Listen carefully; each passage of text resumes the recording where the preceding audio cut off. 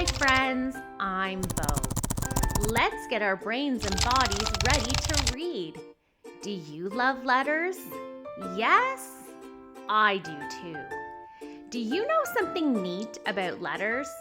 Every letter has a big letter and a small letter. Do you want to meet a letter today? Okay, let's meet the letter C.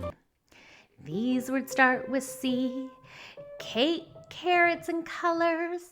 Cake, carrots, and colors all start with C. Great job! Would you like to draw the letter C with me? Yes? Okay. Which one would you like to draw first? The big C or the little c?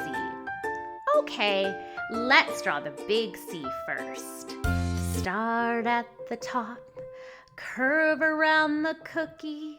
Don't go all the way around or else you'll draw a cookie. Great job drawing a big C. Now let's draw the little c. Now a little smaller. Start at the top, curve around the cookie, but don't go all the way. Thank you for learning and moving with us. Bye for now.